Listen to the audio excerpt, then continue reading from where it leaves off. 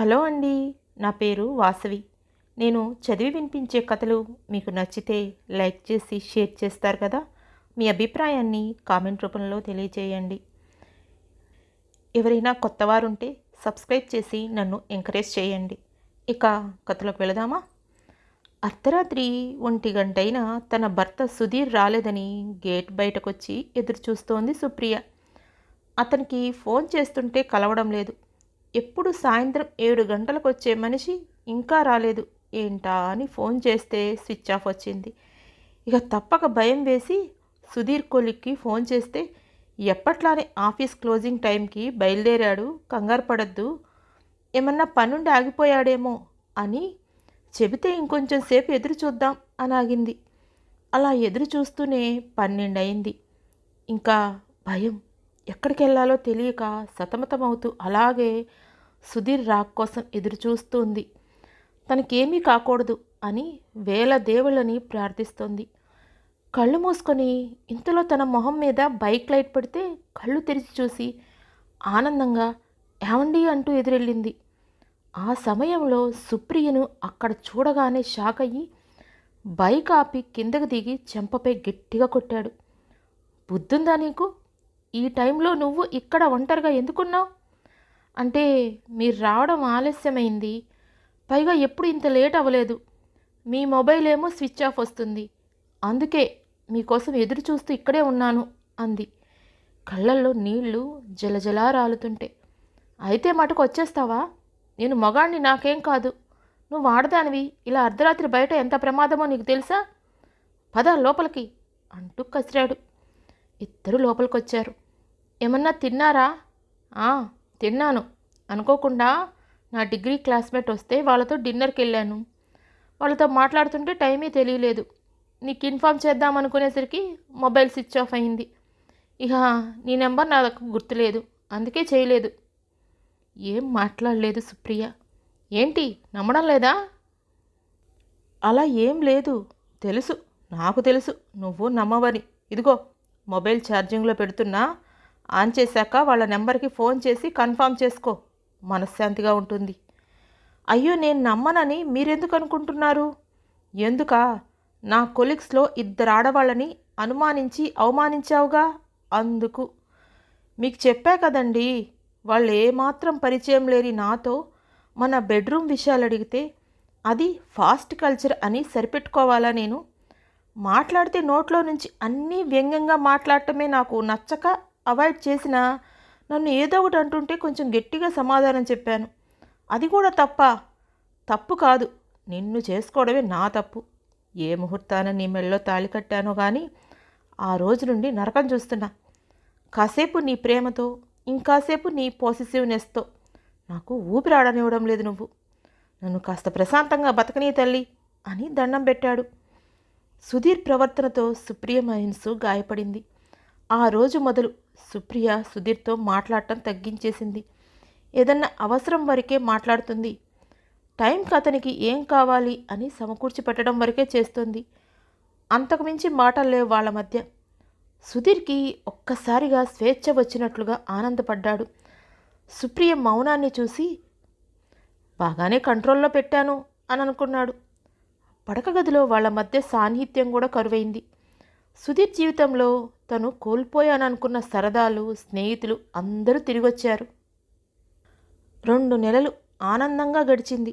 ఒకరోజు సుధీర్ స్నేహితులందరూ వాళ్ళ పెళ్ళాల గురించి మాట్లాడుకుంటున్నారు. ఒకరు, నా పెళ్ళాం నేను ఇంటికి వచ్చేసరికి టీవీ ముందు నుంచి లేవదు సరికదా, తనని పట్టించుకొని కూడా కోదు అని. ఇంకా మీ ఆవిడ టీవీ దగ్గరన్నా ఆగింది, మా ఆవిడ ఉంది 24 గంటలు ఫోన్లో మాట్లాడుతూనే ఉంటుంది. ఏముంటుందో అంత మాట్లాడుకోవడానికి, నాకు అర్థం కాదు. ఇక నాకు కాఫీ ఇచ్చే దిక్కు కూడా లేదని ఇంకొకరు. మీ పెళ్ళాలు చాలా బెటర్ రా, నా పెళ్ళాం ఊరికి ముందు సంఘసేవ అంటుంది ఇంట్లో మొగుడిని వదిలేసి అని ఇలా చెప్పుకొని నవ్వుకుంటూ. ఎంతైనా మన సుధీర్ అదృష్టవంతుడు. అతని భార్య వాడిని ఎంత ప్రేమగా చూసుకుంటుందో మీకు గుర్తుందా? వాడు మనల్ని లంచ్కి ఇన్వైట్ చేసినప్పుడు ఆవిడ ఎంత బాగా మర్యాదగా మనతో ఉంది. ఇంకా మనల్ని మర్యాదగా చూస్తూనే సుధీర్కి ఏం కావాలో ఒక కంట కనిపెడుతూ జాగ్రత్తగా చూసుకుంది. ఎంతో ప్రేమ ఉంటేనే అలా ఉంటారు అన్నారు ఒకరు. సర్లే, ఆ ప్రేమని మనవాడు అనుమానం, అతి ప్రేమ అని చెప్పుకొని తెగ బాధపడిపోతాడు. లేని వాళ్ళకి లేక ఏడుస్తుంటే ఉండి ఇదిగో ఇలాంటి వాళ్ళు ఇలా ఉంటారు. ఏం చేస్తాం, అంతా విష్ణుమాయ అని నవ్వుకున్నారు. సుప్రియ రూపం కళ్ళ ముందు కనపడింది.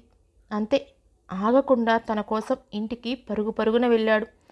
కాలింగ్ బెల్ కొట్టాడు. సుప్రియ వచ్చి డోర్ తీసింది. పలకరించే లోపే తలదించుకొని లోపలికి వెళ్ళిపోయింది. ఇదివరకైతే సుధీర్ రాగానే నవ్వుతూ ఎదురొచ్చి మంచినీళ్ళిచ్చి కాఫీ కావాలా అని అడిగే సుప్రియ ఇప్పుడు మౌనంగా వెళ్ళిపోవడం తనకి బాధ కలిగించింది. అయినా కూడా బాధపడకుండా వెళ్ళి ఫ్రెష్ అయ్యి వచ్చి తన కోసం ఎదురు చూస్తుంటే టిఫిన్ కాఫీ తెచ్చి టేబుల్పై పెట్టి వెళ్ళిపోయింది. సుధీర్కి చాలా కోపం వచ్చింది, కానీ ఆపుకున్నాడు. తనేగా 2 నెలల నుంచి అక్కడ పెట్టు అని సుప్రియకి మాట్లాడే అవకాశం ఇవ్వకుండా ఉన్నాడు. బయటకొచ్చి టీవీ చూస్తూ సుప్రియని అబ్జర్వ్ చేశాడు. ఈ మధ్య సుప్రియ చాలా చిక్కిపోయింది. మొహంలో ఇదివరకు కల లేదు. నా వల్లే అనుకుంటూ తిట్టుకున్నాడు సుధీర్. సుప్రియతో మాట్లాడటానికి, టైం స్పెండ్ చేయడానికి ట్రై చేసినా సుప్రియ చాలా తక్కువగా రెస్పాండ్ అయ్యేది. ఒకరోజు ఏదో పని ఉందని కబోర్డ్ ఓపెన్ చేస్తే అందులో మెడికల్ ఫైల్ ఉంది. ఏంటా అని చూశాడు. సుప్రియ ప్రెగ్నెన్సీ కన్ఫర్మేషన్ ఉంది అందులో. నాకు చెప్పలేదు, ఎందుకని నిలదీయాలని అనుకొని ఎందుకో ఒకసారి డేట్ చెక్ చేశాడు. అది తను సుప్రియని చేయి చేసుకున్న రోజు. బాధేసింది సుధీర్కి. పిచ్చిది నా కోసం ఎదురు చూసి కంగారు పడుంటుంది, ఎంత బాధ పెట్టాను అని సుప్రియ దగ్గరికి వెళ్ళాడు. హాస్పిటల్కి వెళ్దాం, రెడీ అవ్వు. సుప్రియకి అర్థమైంది సుధీర్కి తెలిసింది అని. పర్వాలేదు, నేను ఆల్రెడీ చెకప్ చేయించుకున్నా, మళ్ళీ 15 డేస్ తర్వాత వెళ్ళాలి. మీకు అప్పుడు టైం ఉంటే మా కోసం వద్దురు కానీ, నీకోసం మన బిడ్డ కోసం నాకు టైం ఎందుకు ఉండదు అన్నాడు కోపంగా. నేను అలా అనలేదు, ఇప్పటి నుంచి వీడు కూడా నాలాగే మిమ్మల్ని సతాయిస్తాడని అంటున్నా, మీకు ఇబ్బంది కలగకూడదని. అందుకని నా బిడ్డకు నన్ను అపరిచితుడిలా ఉంచుతావా? అయ్యో, మీరు అపరిచితుడేంటి, మీరు మాకు తెలుసుకున్న అపరిచితుడు కదా, కాబట్టి మీకు కమ్యూనికేషన్ ప్రాబ్లం ఏమీ ఉండదులేండి. సుప్రియని కోపంగా చూస్తూనే తన బొజ్జను ప్రేమగా తడిమి చూడు. కన్నమ్మ, మీ అమ్మ ఏమంటుందో, నేను అపరిచితుడిని అంటా. నాన్న ఎలా అంటుందో, నువ్వు తొందరగా పెద్దయ్యి బయటకు వచ్చి అమ్మ పని చెప్తాం అని సారీరా అంటూ సుప్రియని హగ్ చేసుకున్నాడు. హేపో, నీ సారీ నాయన ఒప్పుకోను. సర్లే, తప్పు చేశాగా, పనిష్మెంట్ ఇచ్చేయి. అయితే సుప్రియ సారీ అంటూ 100 గుంజులు తీయండి. అయ్య బాబోయ్, 100? నా వల్ల కాదు. అయితే సరే, 100 పక్కన ఇంకో 0 కలిపి 1000. అమ్మో, ముందుందే కన్ఫర్మ్ చేసుకో బంగారం అంటూ స్టార్ట్ చేశాడు. ఒక 10 గుంజులు తీశాక సుప్రియ దగ్గరకు వచ్చి లేవండి అంది. ఇంకా అవలేదు, ఇంకెప్పుడన్నా నా ప్రేమ అతి ప్రేమ అంటారా? చచ్చినా అనన్రా అంటూ లెంపలేసుకుంటుంటే 2 చేతులతో ఆపి సుధీర్ని హక్ చేసుకుంది సుప్రియ. మనల్ని ప్రేమించే వ్యక్తి దొరకటం మన అదృష్టం. అలాంటి ప్రేమను ఎప్పుడూ నిర్లక్ష్యం చేయకండి. అప్పుడే ఆ దాంపత్యం నిండు నూరేళ్లు సంతోషంగా వర్ధిల్లుతుంది. ఎలా ఉంది సకులు? మరొక మంచి కథతో కలుసుకుందాం. Thank you.